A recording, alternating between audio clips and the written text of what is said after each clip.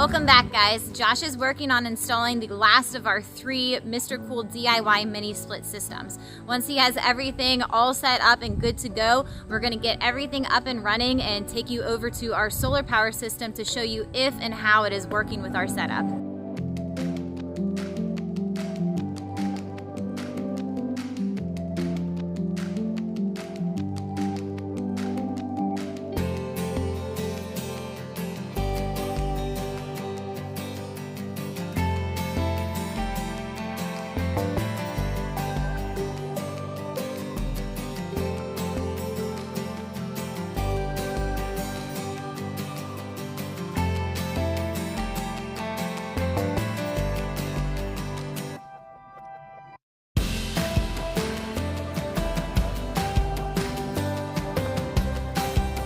We're in the powerhouse right now. We have 2 of the split systems going. We have things plugged in to run our normal stuff in there. Lights on here in the powerhouse, and we're drawing roughly 2,000 watts. You can see right here, the load is actually 2,025, 2,030, just fluctuates a little bit. And we're still charging. This is going on the battery. Right now I'm in absorption. This is what I'm making right now on the solar. It's starting to ramp down a little bit because we're at 96% charge right now, so it's starting to slow down the charge. If I was to go ahead and turn something else on, my load would go up, obviously, and also the output right here would also go up and start bringing more charge in. We'll start using the sun to run all of our appliances and everything we got going on, and it still charges the batteries. This thing, the solar charger we do have, it maxes out at 80 amps. Right now we got about 54, so the size of our array, it can still bring more power in. We have good sun hours right now. The sun's shining. What time is it? It's 11:28 a.m. right now, so it's still early, and we're almost fully charged running 2 units. So this thing does work. Now let's run all 3 split systems at the same time.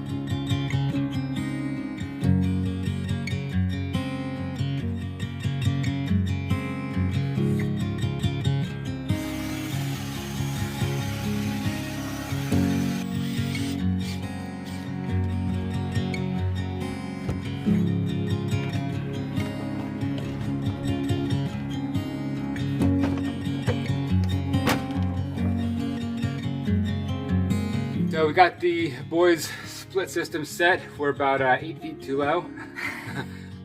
These things are supposed to be about like roughly a foot below the ceiling of an 8-foot ceiling. We are in a triangle cove-like thing up in the loft, right? Yes. And I have no flat wall surface that can fit this guy until it gets right here this low. So this is actually just going to be used to cool their area right here. Yes. We have the other 2 split systems to cool the downstairs area, which yesterday did a great job. It did. It was cold. Also, the boys, you can see behind me, they've had this window unit now for a while, and it's obviously at just about the same height as the Mr. Cool system. It's a little bit lower. It's a little bit lower, but they've actually had to turn this one off because they've been too cold up here on the hottest days outside, even when it's been hot downstairs. So even though this is supposed to be higher in the air, I do think that it's actually going to work out well for them, just because this one has worked well, and this is actually bigger. Yes, that's actually 8,000 BTU. This is a 12,000, so it's actually 1.5 times the size of this one. So it's going to do a fine job. I know it's down low, it should be up high, but I have no clearance for anything, so we don't have any options. No. The A-frame house, you know? Made everything so much harder. The struggle is real when you don't have any flat walls. No. You've got the benefit of the really cool vibe of that, you know, mountain. But every cut's an angle too. But every cut's an angle. Yeah, so no big deal. But Josh can do it in all angles. All angles. So we are heading outside now to do the connections out there for the Mr. Cool unit. We are going to leave that window unit in, and we are leaving the other black mobile unit that we have downstairs in, just so that we can test everything and compare it to the Mr. Cool unit and just show you guys all of that. We think it'll be a neat experiment. How efficient they are. You can see me or Yeah, not? I can see you. I want to compare who's more efficient, the Mr. Cool or these window units that we have. Keep in mind, each of these Mr. Cools are bigger than each of our window units, so we'll see how it plays out. My God, what have I done? Can anybody save me now? If the things I've done can be undone, can anybody show me how?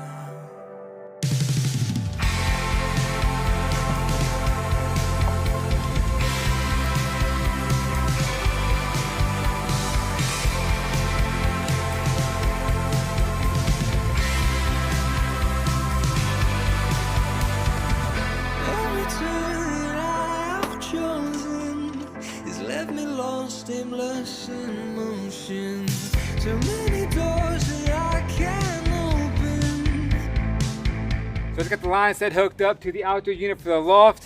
Opened the valves up, got everything turned on. I guess the biggest question or comment we got in the last video is we need to vacuum down these lines before we open the valves up.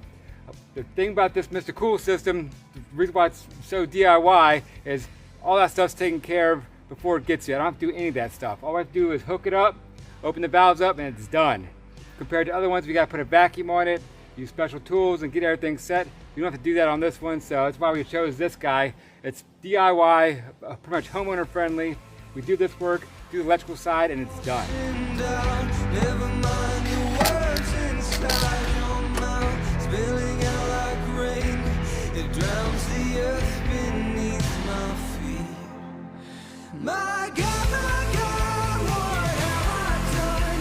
Can anybody save me now?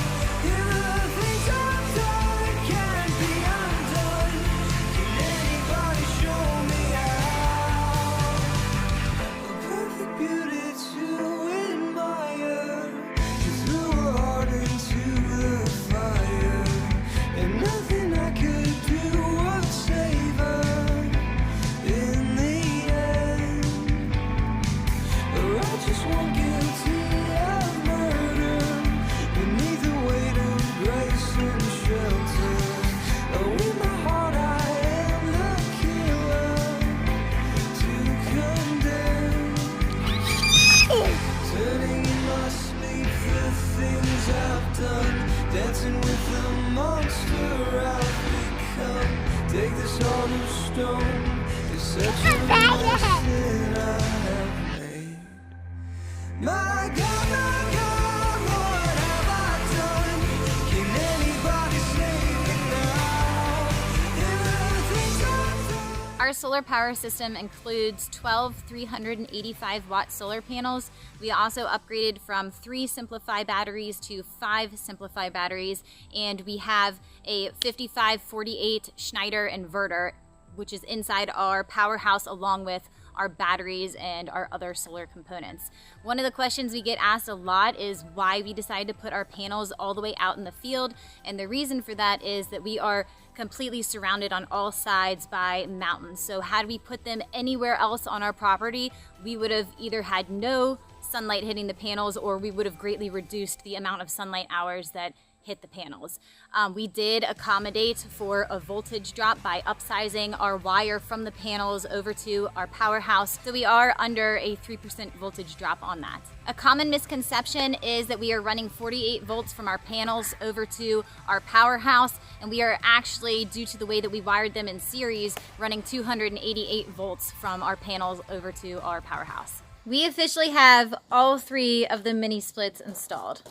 They're done. We had the 2 on all day long. Yes. It's ice cold inside. It's completely hot out here. You walk inside and it's just a wave of like heaven washes over you. The entire first level is. Yes. So we're gonna go ahead and go upstairs to the one in the loft on, and then we'll go out there and check the solar out and see how everything's doing. All right, breakers on. Let's fire up.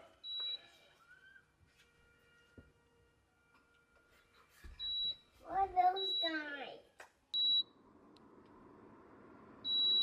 The upstairs unit is turned on. We let it cool down for a few minutes, but meanwhile we're down here. Let's check the temperature, I guess we're putting out of these units, and we'll go around the house with this little laser thermometer and see what we got going on.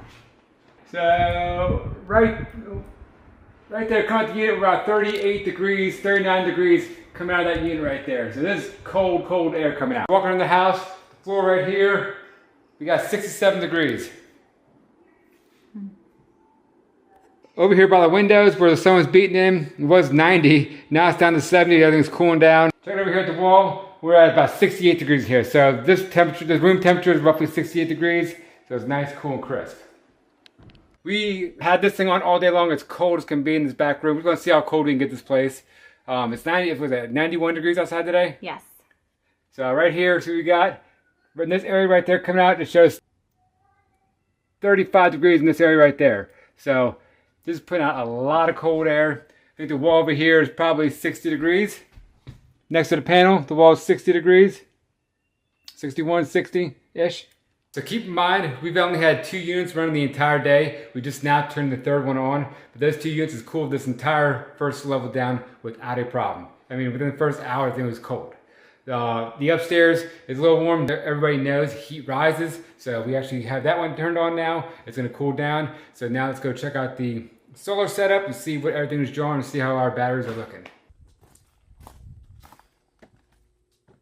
Looking at our battery monitor, we're 100% charged, so it says full. So this thing is fully charged and we're running 3 of the split systems. Each 12,000 BTU. We have the freezer behind me and the powerhouse on. You hear the clicking also for the bench charger with the refrigerators and everything plugged in. The kids upstairs watching a movie, all that jazz. So right now our load is around 2,700 watts. That's with everything going. So I was looking back at our batteries, we're fully charged. You see right there, battery level is charged, full. We still have power coming in. We're trickle charging on the battery. That right there goes towards the battery. Our output is 56 amps, which converts to 3,000 watts coming from the panels. Like I said, we're actually fully charged, so it's actually trickle charging the battery, so it's dumping some of that power coming in. If we turn something else on, the output would jump up and the sun would pretty much handle more things going on in that house. This inverter here, I think it's like it's 5,400 running watts consistently without an issue. Like I said, we're doing about 2,700 right now. This thing is surged at 7,000 watts. I don't know if it's for a half hour or 60 minutes, but it surged at 7,000 watts. The highest I've ever had this up to is around, I think, 4,500 watts. I was running a bunch of things at once. But this thing can run all of our AC and everything in the house without a problem. I think the biggest issue we're going to have is with the battery bank. We have 5 batteries right now. It's running everything throughout the night. We're going to have to be a little conservative on that. But throughout the day, when we have sun up, there's no issues at all in any of our systems. Judging the square footage of our house, it's around like 1,100 square feet on the first level. And to heat or cool that, we need roughly around 24,000 BTUs. And we actually have that with the 2 units we have downstairs on the first level. And the second level, I guess, is a loft area. We have another system up there, so it gives us a total of 36,000 BTU. We're not going to need to run all 3 units at the same time. We're probably, as a matter of fact, I know that from yesterday's experience, we had the 2 units running to cool the entire house down with no issue. So tomorrow, we're going to go ahead and turn off the one that's in the, I guess, the dormer of the main area and run the one upstairs and the one downstairs in the back room and see how that cools the entire house. I'm hoping the cold air will flow out from downstairs in the first level and also from the loft. It'll come down like a waterfall and cool that front space. We'll see how it works. We're going to try that, but I doubt we're going to need to seriously run 3 of these units full time all the time. I'm gonna run inside and unplug all of the Mr. Cool units. Josh is gonna wait here and show you guys what the system looks like without any of the units running. And then we are going to head back inside again and plug in our older window units and compare. So we turned off all the Mr. Cool units, and you can see right now we're actually drawing about 320 watts right now. 320. And it's loud. It is loud. Oops. Loud. Loud again. So the window unit does its job. It got down to 42 degrees, so it blows cold air. The problem is it's loud. It's not nearly as efficient as the Mr. Cool. This window unit's 8,000 BTU. The Mr. Cool is 12,000 BTU, so it's actually 1.5 times the size, and it draws less power. Also, the Mr. Cool blows heat. This guy does not blow heat. So another thing to note is that the one that was in the loft, it would get nice and cold. The kids would need to grab a blanket. Sometimes they would want to turn it off. But that unit that was upstairs and this one that's down here, which granted they are smaller than the Mr. Cool ones we have, those together, they would only kind of take the bite off of the heat in the house down here on the main net level. They never actually like made it cold. You didn't walk in the door and feel what you feel now with the new units up that we have running. So combined, I guess the downstairs units 10,000, upstairs units 8,000, so a combined total of 18,000 BTU. So now versus a 36,000 BTU. Now let's check wattages and see what draws versus what. Yes. Now we're back at the powerhouse. We have the window unit turned on. We actually have the portable window unit turned on also. Looking at what we have here, it's actually drawing 2,300 watts with everything going right now. So it's actually about 400 watts less than our mini splits. We got to keep in mind, those 3 mini splits running is 36,000 BTUs versus the 18,000 BTUs with those portable and the window unit. So we are saving drastic amounts of energy using those mini splits versus using those two other units that pretty much just take a bite off the heat. That's it.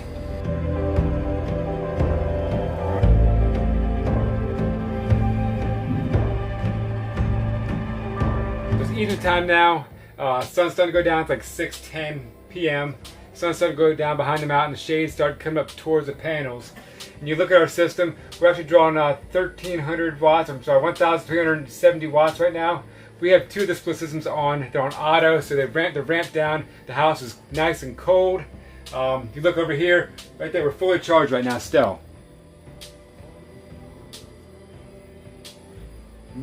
We've been running the AC all day. This solar system had no issues running everything we ran today.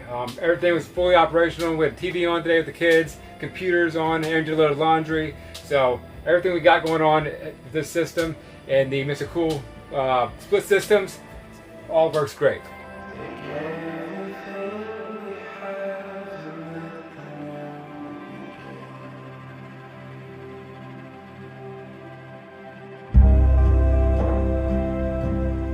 So it is the next day now. For I guess the past 2 nights now, we have run 2 of the 3 systems until about an hour, hour and a half after the sun has gone down. Yeah, so it gets probably around 75 degrees at night. So once the sun goes down, for 65 degrees inside the house for the past 2 nights, we turn it off and it stays cool inside the house the rest of the night and into the morning. Yes. This morning we woke up, checked the batteries, I was like 82% charged. So we're good there. Aaron went ahead and fired up the washer, the dryer, and the dishwasher, and we started going first thing in the morning. Yeah, we did our normal thing. All of those sort of things are going to be done here in a while. The house is actually not fully in sun yet, and it's still cool in there. So by the time those things are done and it's, you know, the heat of the day really hits, then we can turn back on the air conditioner and repeat the whole process. Cool the house down, it'll stay cool at night, and so on. And luckily for us, I think around 1:30, we live in the woods. Yeah. So we're in shade by 1:30 in the afternoon. Yeah. So it's nice. Like the hottest part of the day, we're in the shade where we're at. So it's nice. So I think that there's probably 3 major takeaways for us from all of this. One is that the Mr. Cool system that we have, it really is turning out to be all that in a bag of chips. Yeah, it destroys the portable window unit, the portable window unit. Yeah. There's no comparison whatsoever on energy savings and efficiency and cooling the house down. Yeah, We never got the house cold with those units. Never got them cold. No. This made it ice cold in there, which is great. I mean, I've put because Josh wanted to test, of course, and see quite how cold he could get the house to be. So I've actually put on like sweatpants and a sweater. The kids have gotten under blankets. I mean, it's just kind of weird for us because it hasn't been like that in a really long time. I mean, and we weren't really sure what direction we were going to go, if we were going to have air conditioning or not. But this has made it possible, and it's cool. All right. Okay, so second of all, we've talked about before that solar is not going to be the right choice for everybody. It was for us, and if it ends up being right for your family, then the big thing I can't stress enough to keep in mind is that you need to size your system properly for how you want it to perform and what you want it to run. And keep in mind, we're building on the system as we go also. Yeah. So we're still going to get more panels. We'll go ahead and parallel an inverter in there eventually, more batteries, all coming down the line. We're going to keep beefing it up as we go. Yeah, baby steps, which the solar system, the entire build, it's all been like that. Yep. But if you don't size the system properly, then you could be one of those people who ends up being frustrated and kind of throwing the towel in on solar. So that is very important. Correct. And lastly, being off-grid looks different for everybody. So it's some people have solar, some people have hydro or wind power or rainwater catchment system or a well. I mean, there's so many different ways that being off-grid can look. It really just is defined as not being tied into public utilities like the electrical grid or public water or sewer. So it don't feel like it means that you are necessarily going to have to live a pioneer lifestyle. If that's the way that you want to live, then, that of course is an option. Or if you want to have a more modern off-grid lifestyle like we do with appliances and now air conditioning. Size your system right, and you're good. Then size your system right and grow in baby steps, and you can get there. And before you know it, you'll be like Josh, hanging out in his underwear, eating homemade goat's milk ice cream while laying in front of his off-grid air conditioner. It's a good life, you know? All right, guys. Well, thanks so much for watching. Thanks, guys. See ya.